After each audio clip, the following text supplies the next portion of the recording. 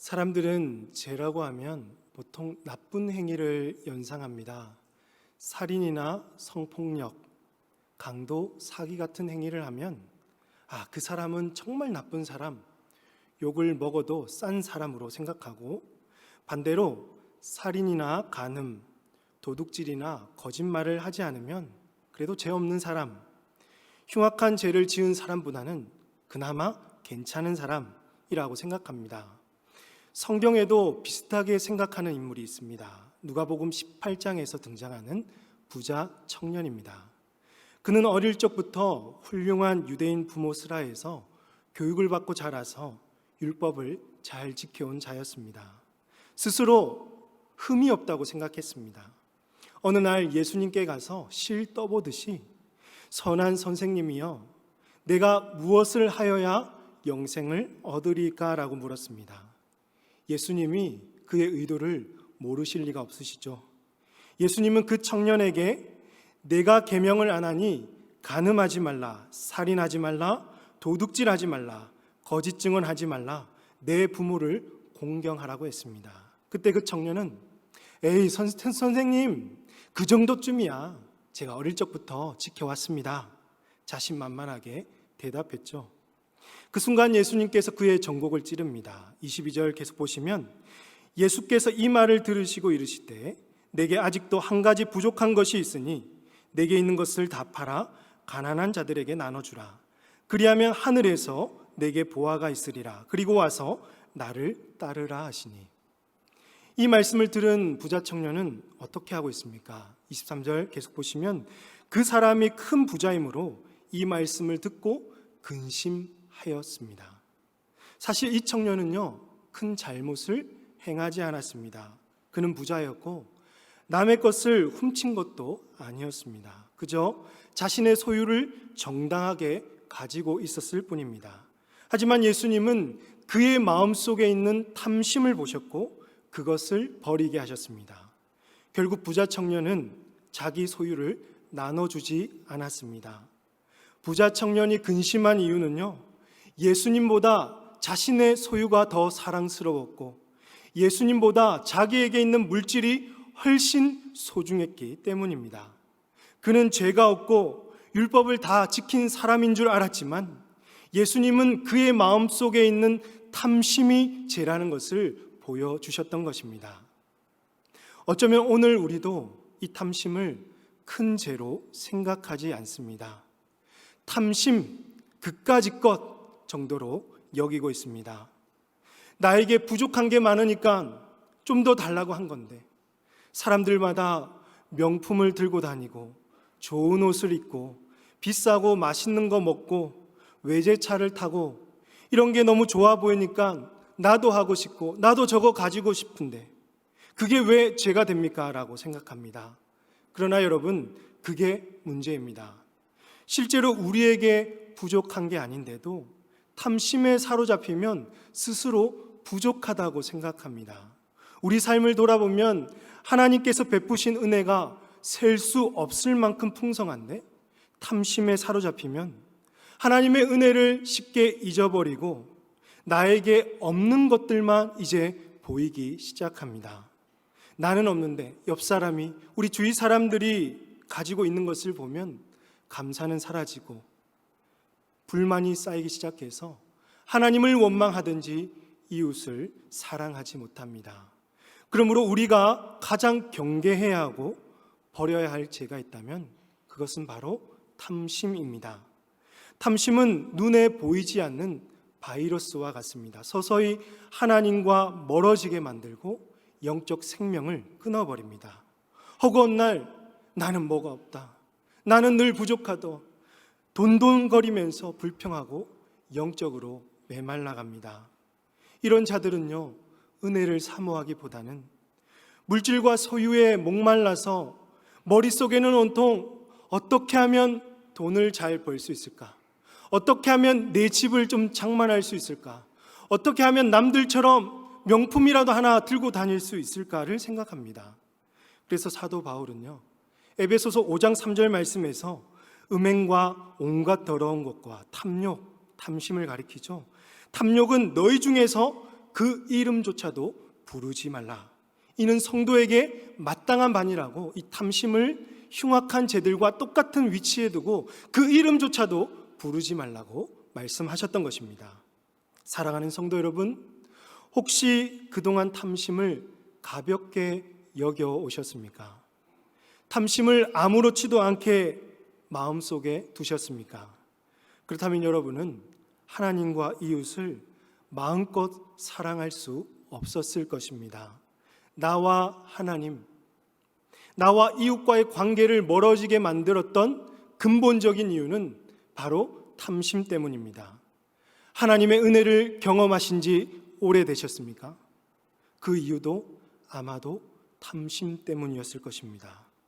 오늘 선포되는 말씀을 통해서 내 안에 있는 탐심을 발견하고 모든 탐심을 물리칠 수 있기를 바랍니다. 그리하여서 하나님과 이웃을 마음껏 사랑할 수 있는 저와 여러분이 되시기를 주님의 이름으로 축복합니다. 오늘 읽은 본문은요, 10계명 중에 제일 마지막 10번째 계명입니다. 17절을 다시 한번 보시면 내 이웃의 집을 탐내지 말라. 내 이웃의 아내나 그의 남종이나 그의 여종이나 그의 소나 그의 낙이나 물은 내 이웃의 소유를 탐내지 말라고 했습니다. 여기서 집은 사람이 사는 집이나 건물 외에도 함께 모여 사는 가족, 부동산 등을 다 포함하고 있습니다. 또 아내나 남종, 여종, 소나 낙이는 사람들이 살아가는 데 필요한 기본 요소이며 경제적인 수단입니다. 사람마다 자기 집을 가지고 싶어하고 배우자를 얻고 싶은 마음은 자연스럽습니다. 당시에 종이나 소, 나귀는 경제적인 수단이었을 텐데요. 오늘날로 말하면 아마도 자동차나 함께 일하고 싶은 사람들이겠죠. 차를 타고 싶고 나를 도와줄 수 있는 사람들과 함께 일하고 싶은 마음, 사람의 욕구입니다. 사람의 욕구 자체는 탐심이 아닙니다. 하나님은 사람을 지으실 때 욕구를 주셨고 정당하게 사용할 수 있도록 우리를 창조하셨습니다. 그렇다면 탐심이란 무엇일까요? 다시 오늘 본문 같이 한번 읽어보겠습니다. 시작. 내 이웃의 집을 탐내지 말라. 내 이웃의 아내나 그의 남종이나 그의 여종이나 그의 소나 그의 낙이나 물은 내 이웃의 소유를 탐내지 말라. 즉 탐심은 내 것이 아니라 이웃의 집, 이웃의 아내, 그의 남종, 여종, 이웃의 소유를 탐내는 것입니다. 탐심에는요, 부정적인 욕망과 자기를 위한 이기심이 가득 차 있습니다. 여기서 탐심의 특징이 드러납니다. 첫 번째로는요, 내 것이 아닌 남의 것을 갖고 싶어 합니다. 나에게 소유권이 없는, 남이 소유한 것들을 부당하게 얻으려 하고요. 갖고 싶어서 안달합니다. 왜 그럴까요? 우리 눈에 좋아 보이니까. 저것만 있으면 나한테 행복할 것 같은데, 나에게 기쁨과 이익을 줄 수 있을 것 같으니까 갖고 싶어 하는 거죠.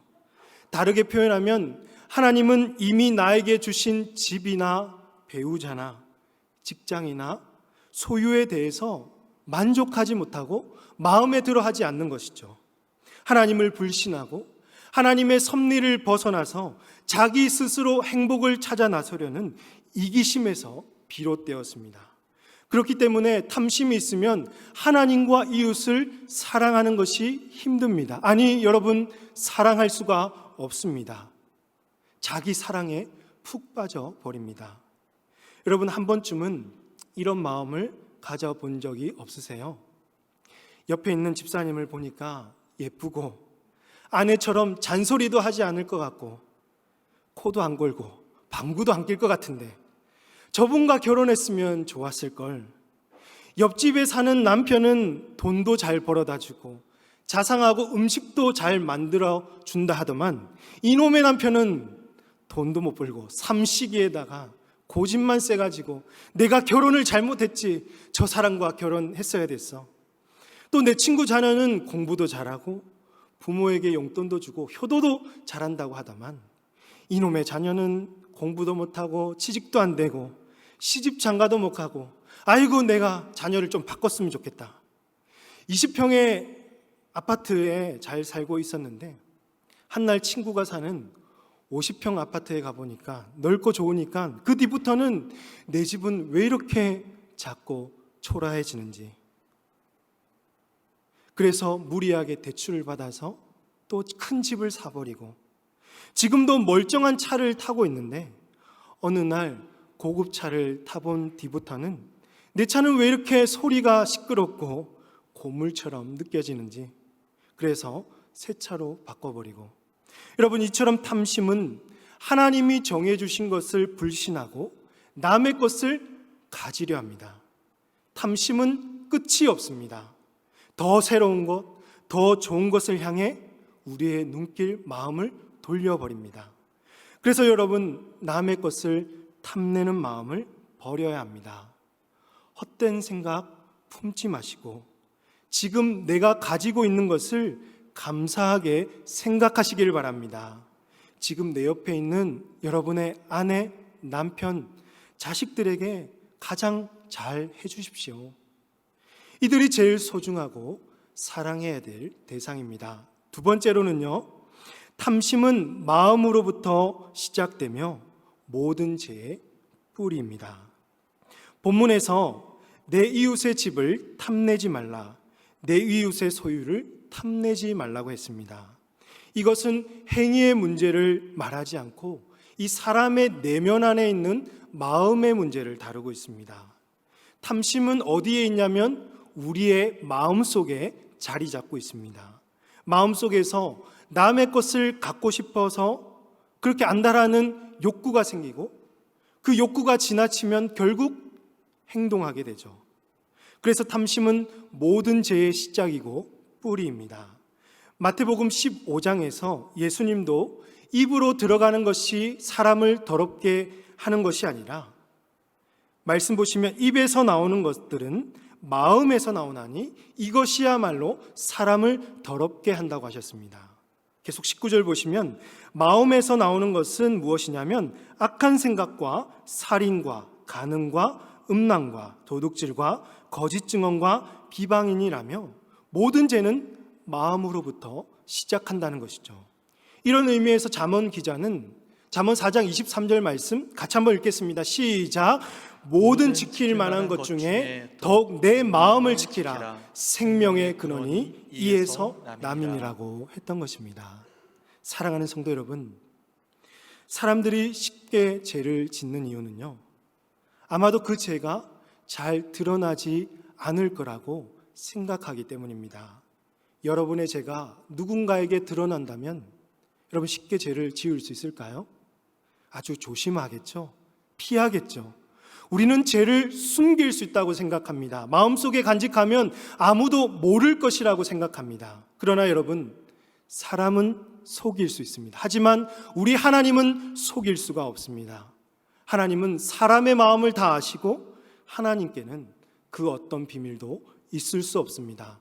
잠언 24장 12절 말씀 보시면 내가 말하기를 나는 그것을 알지 못하였노라 할지라도 마음을 저울질하시는 이가 어찌 통찰하지 못하시겠으며 내 영혼을 지키시는 이가 어찌 알지 못하시겠느냐.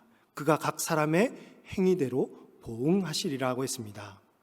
이런 하나님 앞에서는 우리의 아주 작은 욕망도 꿈틀댈 수가 없는데요, 영국의 유명한 설교자 아더 핑크는 이런 말을 남겼습니다.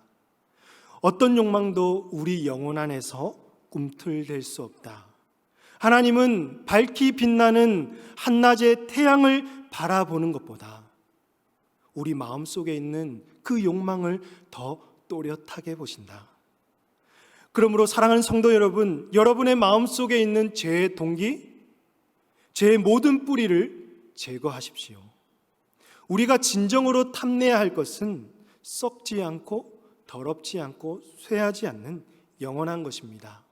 우리가 탐내야 할 것은요, 이 땅에 썩어질 것들이 아니라 하늘에 있는 영원한 것, 하나님의 은혜입니다. 세상을 향한 탐심은 늘 우리를 부족하게 만들잖아요.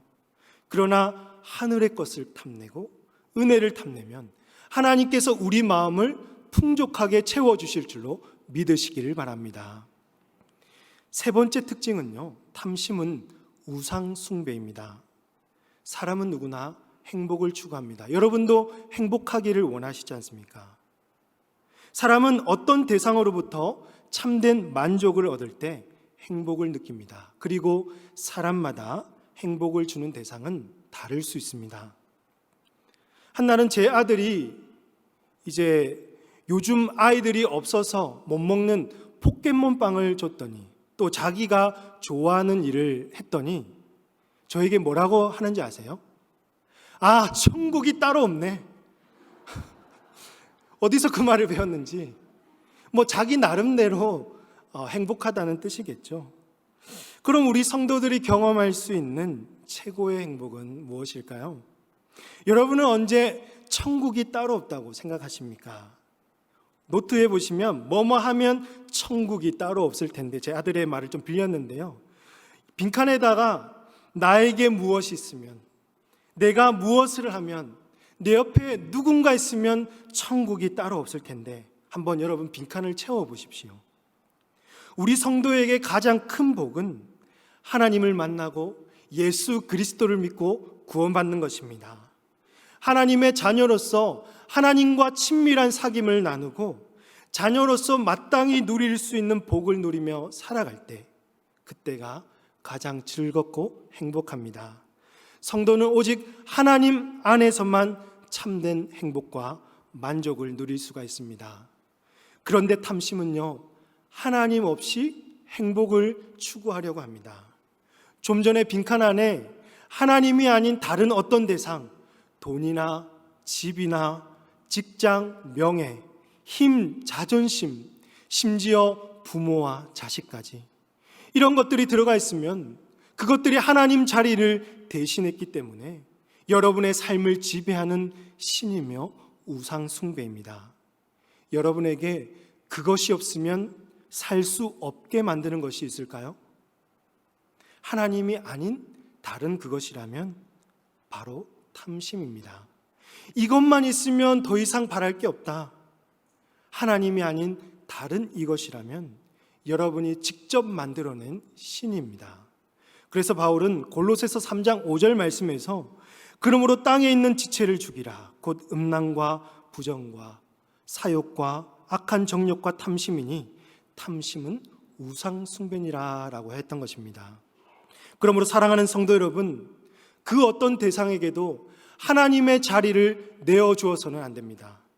그 자리는 성령님이 계셔야 할 자리입니다. 성령님이 계셔야 될 여러분의 마음속에 스스로 만들어낸 우상이 있다면 오늘 당장이라도 치워버리십시오. 그리고 성령님께 기도하십시오. 성령님, 내 안에 있는 모든 우상을 멀리하게 하시고 내 안에 내주하셔서 나의 마음과 생각을 지켜달라고 기도하시는 저와 여러분이 되시기를 주님의 이름으로 축복합니다. 지금까지 우리는요, 세 가지의 탐심의 특징에 대해서 살펴봤습니다. 탐심, 결코 만만한 상대가 아닙니다. 가벼운 죄도 아닙니다. 탐심은 모든 죄의 뿌리여서 우리 마음속에 자리 잡고 있으며 결국 남의 것을 탐하게 되고 이웃을 사랑할 수 없게 만듭니다. 탐심은 우상 숭배여서 하나님이 아닌 엉뚱한 곳에 가서 행복을 찾고 우리의 삶의 의미를 찾아 나서는 것이죠. 그러므로 우리가 가장 가까이 하지 말아야 될 죄가 있다면 그것이 바로 탐심일 것입니다. 그렇다면 내 안에 있는 이 탐심을 물리치시기 위해서 우리는 어떻게 해야 할까요? 탐심으로부터 자유로울 수 있을까요? 첫 번째로, 자족하며 지금까지 받은 은혜를 감사해야 합니다. 탐심을 물리치는 첫 번째 방법은요, 자족하는 것입니다. 자족이란 내가 어떤 형편에 있든지 그 모든 형편을 하나님께서 주신 줄로 알고 인정하고 만족하는 것입니다. 우리가 좋을 때도 있고 힘들 때도 있습니다. 기쁠 때도 있고 슬플 때도 있고 건강할 때도 있고 아플 때도 있는데요, 자족이란 지금 현재의 나의 모습이 하나님의 섭리대로 이끌어 오신 나의 최상의 모습임을 인정하는 것입니다. 바울은 이렇게 고백하죠. 빌립보서 4장 11절에서 12절 말씀 보시면 내가 궁핍함으로 말하는 것이 아니니라 어떠한 형편에든지 나는 자족하기를 배웠노니 12절 말씀 같이 읽겠습니다. 시작. 비천에 처할 줄도 알고 풍부에 처할 줄도 알아 모든 일 곧 배부름과 배고픔과 풍부와 궁핍에도 처할 줄 아는 일체의 비결을 배웠노라. 아멘. 그는 현재 궁핍해서 이 말을 하는 게 아니죠. 바울은 때론 가난해서 배고프고 궁핍할 때도 있었고 때론 부유해서 배부르고 풍족할 때도 있었습니다. 그는 어떠한 형편에 있든지 이 모든 것이 하나님의 섭리로 인정하고 자족했습니다. 현재 처한 자리가 설령 그가 원하는 길이 아니더라도 자신의 계획과 반대되더라도 하나님께서 그에게 주신 최상의 상태임을 인정하며 만족했습니다. 그러면서 그는 자족하는 마음을 배워나갔는데요. 빌립보서 4장 13절 말씀처럼 내게 능력 주시는 자 안에서 내가 모든 것을 할 수 있느니라고 그동안 그의 삶을 돌아보면서 최종적인 결론으로 이 놀라운 고백을 할 수 있었다라는 것이죠. 바울은 늙어서 아들 같은 디모데에게 편지하는 중에 자족하는 마음에 대해서 가르쳐 줍니다. 그는 인생을 돌아보니까 이 자족하는 마음이 있으면 경건은 큰 이익이 되는 줄로 알았던 것이죠. 자족하는 마음이 왜 경건에 유익이 될까요? 자족하면 삶의 모든 것을 하나님께 맡기고 그분의 주권과 섭리에 맡기고 그분의 은혜 앞으로 나아가기 때문입니다. 그래서 7절 계속 보시면 우리가 세상에 아무것도 가지고 온 것이 없음에 또한 아무것도 가지고 가지 못하리니 우리는 이 세상에 빈손으로 왔다가 빈손으로 돌아가는 인생들인데 이 땅에서 뭘 그리 많이 누리실 거라고 다른 사람과 비교 경쟁해서 많이 가지려 하고 내가 없는 남의 것을 탐내려 하십니까? 나에게 없고 남들이 있는 것을 볼 것이 아니라 하나님께서 이미 나에게 베풀어 주신 것, 그것이 8절이죠. 같이 한번 읽을까요? 시작. 우리가 먹을 것과 입을 것이 있은즉 족한 줄로 알 것이니라. 이를 알고 여러분 감사하라는 것입니다. 그러므로 사랑하는 성도 여러분, 어떤 형편과 순간에도 자족하시길 바랍니다. 지금까지 베풀어 주신 하나님의 은혜에 감사하시길 바랍니다. 살다 보면 힘겹고 낙심이 되는 순간이 찾아옵니다. 부족해 보이고 어느 날 거울을 봤는데 내 모습이 왜 이렇게 초라해 보이는지 그럴 때가 분명히 있습니다. 그럴 때마다 세상의 것, 남의 것으로 나의 그 허기진 마음을 채우려 하지 마시고 하나님이 지금까지 나에게 베풀어 주신 복을 세어보시기 바랍니다. 저는 이 말씀을 준비하면서 이런저런 찬양이 생각나다가 문득 제 머릿속에 이 찬양이 흘러가면서 얼마나 제 마음속에 감사와 기쁨이 있었는지 모르는데요. 찬송가 429장인데요. 같이 한번 불러보겠습니다. 세상 모든 풍파 너를 흔들어 약한 마음 낙심하게 될 때에 내려주신 주의 복을 세어라. 주의 크신 복을 내가 알리라. 받은 복을 세어 보아라. 크신 복을 내가 알리라. 받은 복을 세어 보아라. 주의 크신 복을 내가 알리라. 아멘. 사랑하는 성도 여러분, 지금까지 받은 복이 떠오르십니까? 셀 수가 없죠. 오늘부터 여러분 가능하시다면 매일 잠들기 전에 감사 일기를 한번 써내려 가보시는 것도 좋습니다. 감사할 수 있는 상황이 아닐 수 있습니다. 그럼에도 불구하고 그 속에서 하나님께서 주신 감사를 찾아보고 사소한 것부터 큰 것까지 감사의 제목을 써내려 가다 보면 주님이 우리에게 얼마나 크신 복을 주셨는지를 깨닫게 될 것입니다. 매일 식사할 때 여러분 기도하잖아요. 매일 식사를 당연하게 생각하지 마시고 그 순간 오늘도 먹이시고 입히시는 돌보시는 하나님께 진정으로 감사하십시오. 그때마다 탐심은 사라지고 하나님께 대한 감사로 채워질 것입니다. 크든 작든 많든 적든 모든 것이 하나님께서 주신 줄로 알고 받은 은혜에 감사할 수 있는 저와 여러분이 되시기를 주님의 이름으로 축복합니다. 두 번째로, 돈을 사랑하지 말고 이웃을 위해 사용해야 합니다. 탐심은 우상 숭배라고 했습니다. 사람들이 가장 많이 우상으로 섬기고 있는 것은 바로 돈입니다. 사람들은 돈만 있으면 뭐든지 다 할 수 있을 줄 압니다. 돈을 신으로 만들어서 돈이 많은 자가 세상을 지배하고 돈이 많은 자가 세상의 권력자라고 생각하는 거죠. 그래서 대부분의 사람들이 돈돈거리면서 돈을 탐내는 것입니다. 그러나 누가복음 12장 말씀 보시면 어떤 사람이 예수님께 나와서 자신의 형이 있는데 혹시나 아버지의 유산을 못 받을까 봐 아버지의 유산을 나누어 달라고 요청합니다. 이때 예수님은 뭐라고 하시냐면 15절 말씀 보시면 그들에게 이르시되 삶과 모든 탐심을 물리치라. 사람의 생명이 그 소유에 넉넉한데 있지 아니라고 하셨습니다. 이 사람은 돈이 있어야 자신의 존재 가치가 높아지고 돈을 많이 가져야 생명이 더 존귀할 줄 알았는데 예수님은 사람의 가치와 생명이 그 소유에 달려있지 않다고 가르치셨습니다. 돈으로부터 오는 모든 탐심을 물리치고 가난한 자나 부한 자나 주 안에서 모두가 존귀한 자임을 가르쳐 주셨습니다. 그러므로 사랑하는 성도 여러분, 돈으로 생명의 가치를 매기거나 가진 것으로 계급을 매기는 행위를 우리는 삼가야 합니다. 돈을 많이 가진 자가 우대받고 돈이 있는 자가 높은 권력을 가지는 세상의 방식에 우리는 따라가서는 안 됩니다. 오히려 성도는 넉넉하지 못해서 부족해서 세상에서 인정받지 못하고 무시당하는 약한 자들에게 선한 이웃이 되어야 합니다.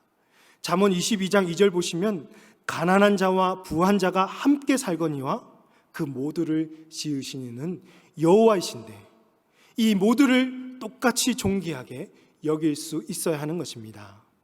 성도들 안에도 돈을 사랑하고 탐내는 마음이 있습니다.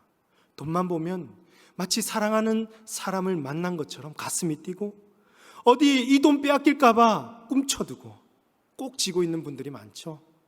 예수님이 좋은 걸 어떡합니까? 이런 찬양도 있잖아요. 그런데 그 찬양 아니라 돈이 좋은 걸 어떡합니까? 노래를 부르고 있어요.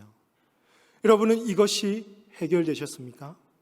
하나님만 사랑하고 섬긴다고 하셨지 않습니까? 그런데 돈도 함께 사랑하고 섬기고 있지는 않으십니까? 디모데전서 6장 10절 말씀 보시면 돈을 사랑함이 일만 악의 뿌리가 되나니 이것을 탐내는 자들은 미혹을 받아 믿음에서 떠나 많은 근심으로써 자기를 찔렀도다라고 했습니다. 돈을 사랑하면 결국 이로써 믿음에서 떠나게 되고 더 악한 일을 행하여서 멸망의 길로 가게 되는 것이죠. 하나님께서 우리에게 돈을 맡기실 때는요, 돈을 사랑하라고 맡기신 것이 아니라 그 돈을 잘 사용하라고 맡기셨습니다. 돈이 많으면 많을수록 어디다가 쌓아 놓아야지 이런 생각하지 마시고 어디다가 써야 할지를 하나님의 뜻을 구하며 기도해야 합니다. 한 비유로 예수님은 창고를 크게 지어서 곡식과 물건을 쌓아 놓으려는 한 부자에게 이렇게 말씀하십니다. 누가복음 12장 20절 보시면 하나님은 이르시되 어리석은 자여 오늘 밤에 내 영혼을 도로 찾으리니 그러면 내 준비한 것이 누구의 것이 되겠느냐 하셨으니 이게 무슨 말일까요? 그 돈 쌓아놔서 뭐 할래? 하나님이 불러가시면 그 돈 아무 소용이 없는데 너 그거 쌓아놔서 뭐 할래? 이런 뜻이죠. 이어지는 21절, 자기를 위하여 재물을 쌓아두고 하나님께 대하여 부요하지 못한 자가 이와 같으니라.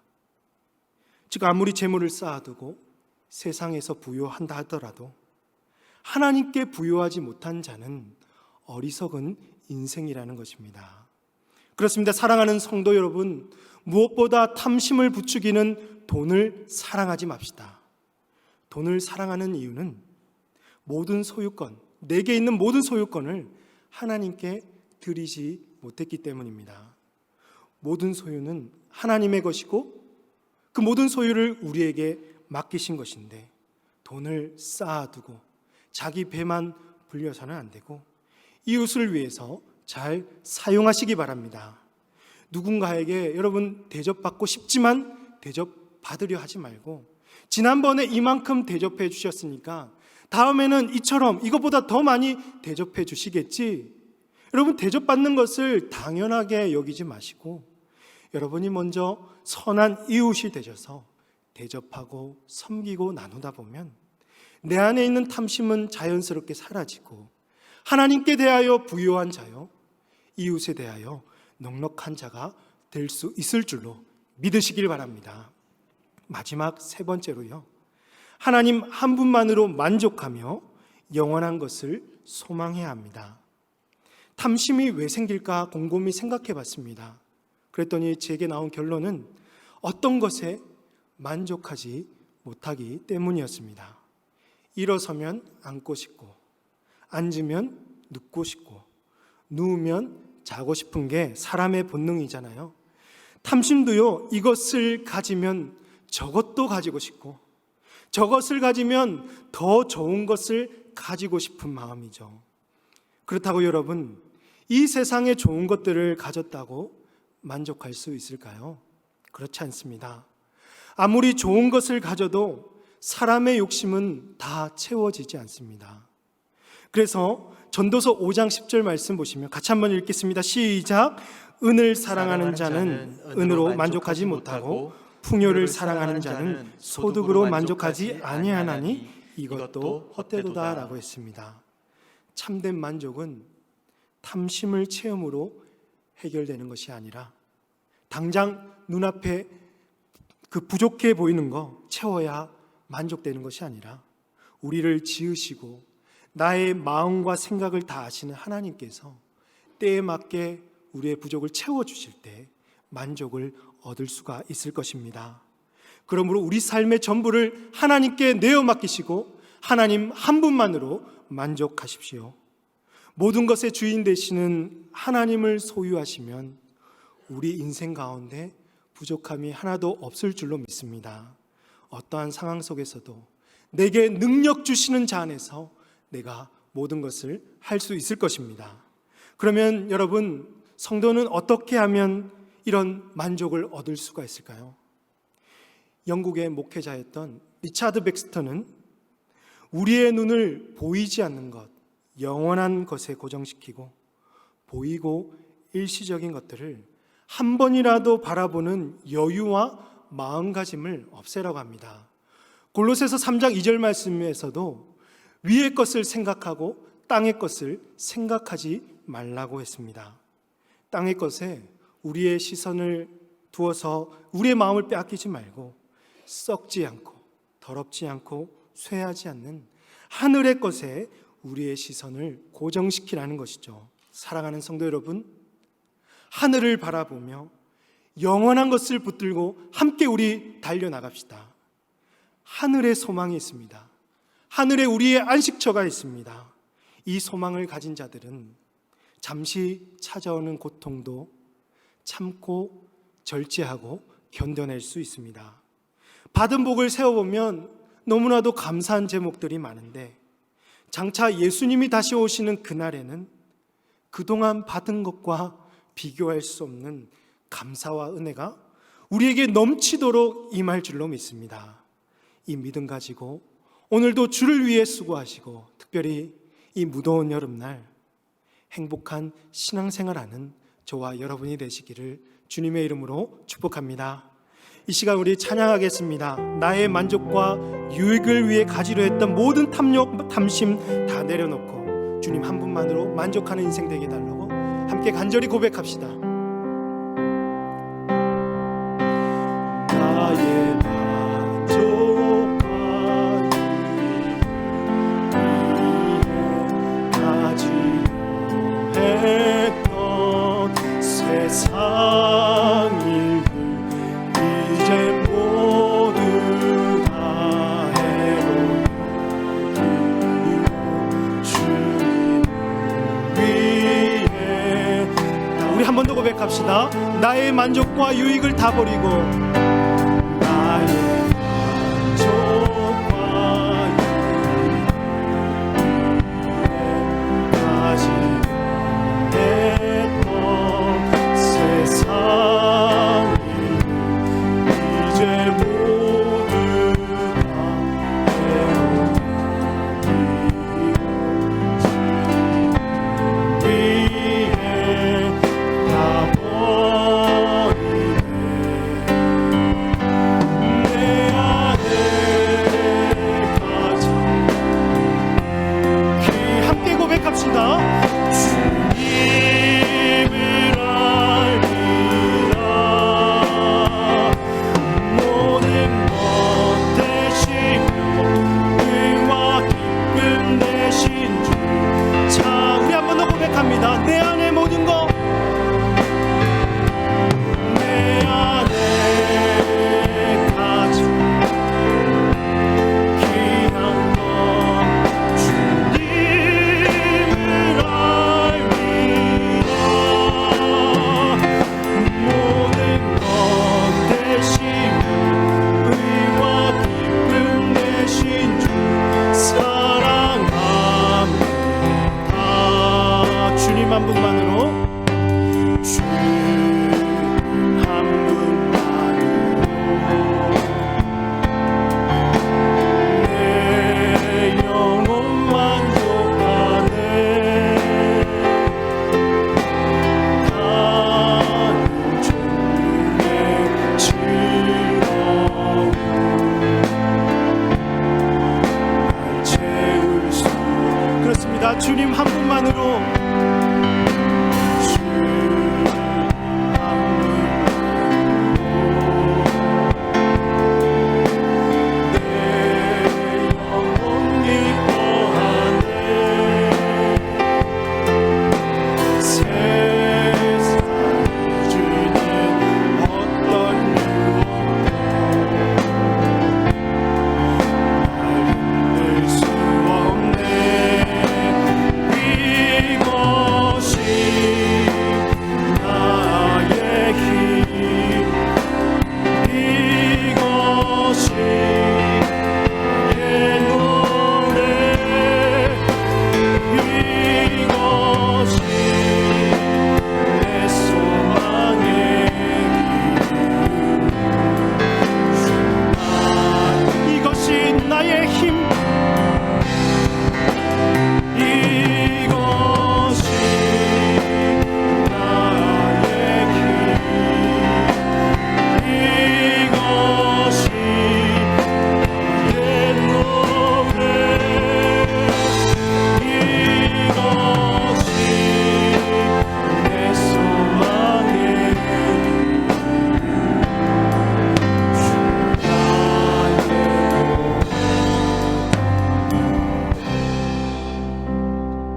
하나님은 우리의 마음을 다 아십니다. 그런데요, 우리는 정작 하나님은 나의 마음을 모르실 수 있다라고 생각하지는 않으십니까? 나의 만족과 이익을 위해서 남의 것을 탐하고 그 악한 탐심을 마음에 품고 신처럼 받들어 섬기고 계시진 않습니까?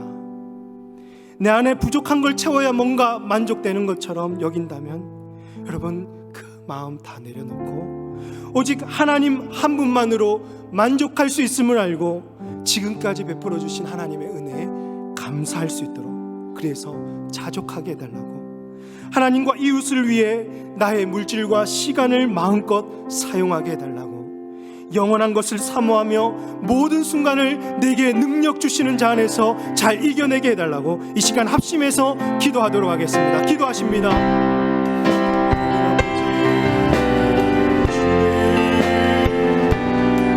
우리 안에 있는 잠시 다 내려놓고 하나님 한 분만으로 만족할 수 있는 인생들 되게 하여 주시기를 원합니다. 하나님은 지금까지 우리에게 많은 것들을 베풀어 주셨음에도 불구하고 여전히 우리는 부족하다, 나는 없다, 나는 부족하다라고 고백하고 있습니다. 주님께서 붙주신 그 복을 세워보십니다. 자족하는 마음을 주시고 우리의 형편이 어떠하든지 하나님께서 주권적으로 인도하신 하나님 그 최고의 은혜인 줄 알고 끝까지 주님 믿고 달려갈 수 있는 저희들 되게 하여 주십시오. 썩어질 것들의 마음 빼앗기지 말고 썩지 않고 더럽지 않고 수혜하지 않는 하나님 나라 영원한 것을 바라보며 나아갈 수 있도록 주여 역사하여 주시기를 원합니다. 만족하고 충만하고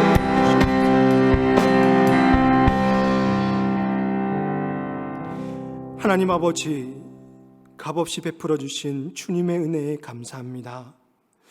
지금까지 받은 은혜를 생각하면 너무나 황송하고 셀 수 없을 만큼 풍족함에도 불구하고 우리는 여전히 부족하다고 말하고 남의 것을 탐내었던 이 마음 주님 불쌍히 여기시고 용서하여 주시옵소서. 현재의 나의 모습은 하나님의 주권대로 인도해 오신 최고의 모습임을 인정하며 모든 형편 속에서도 자족하는 마음을 배워가게 하여 주시옵소서.